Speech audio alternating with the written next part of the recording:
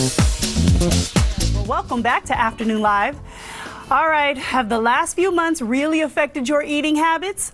Today, we are going to get you back on track. And by you, I mean me too.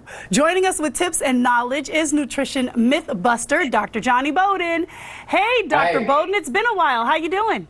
It's been a while. How are you? Good to see you. You too. I'm doing quite well, but I definitely could use some of your tips because eating off track is sort of the new normal.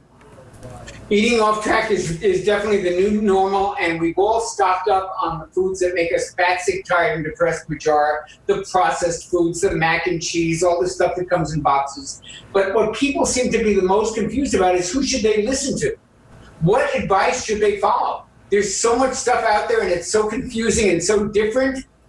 People are just confused about who to listen to. It's true. And what I want to get across is that so much of the official information that we get from the dietary guidelines that we get from the American Heart Association, all these organizations that we believe in, unfortunately, their information is a mix of stuff that's outdated and been disproven and some stuff that's actually correct, like eating a lot of fruits and vegetables. That's not controversial. But not eating saturated fat is ancient information. There's been a dozen studies in the last 10 years that have shown that saturated fat doesn't cause heart disease. So who should we listen to? And that's one of the things I wanted to talk about. We want to know who did the studies.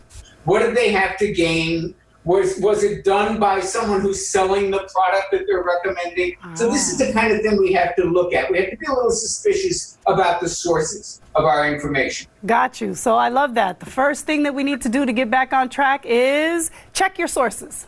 Check your sources. Where was it published? Was it done at a university? Are these reputable researchers? Then the second thing is, a lot of us get fixated on one ingredient or one particular product, and they go, this is the thing that's causing all the problems everywhere.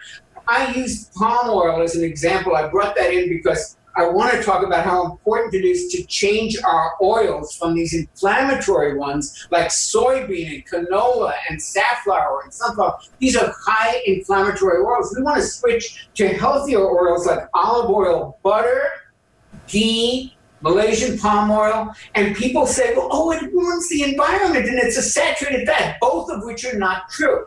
Number one, Malaysia is one of the most environmentally conscious countries in the world. They protect 50% of their forests. It is very sustainable. And number two, it doesn't matter that it's a saturated fat. And that's the message I've been trying to get across through my books for like 20 years. Saturated fat doesn't cause heart disease. So this is a wonderful oil, Malaysian palm oil. And yes, it's got saturated fat, but it's also plant-based. And it's non-inflammatory, and it's a great cooking oil, and it's great because it's got all these ingredients like tocotrienols in it. So don't focus on one thing and just buy the scapegoating that, oh, that's the ingredient that we have to avoid. Because the truth is a little bit more nuanced in detail. Okay.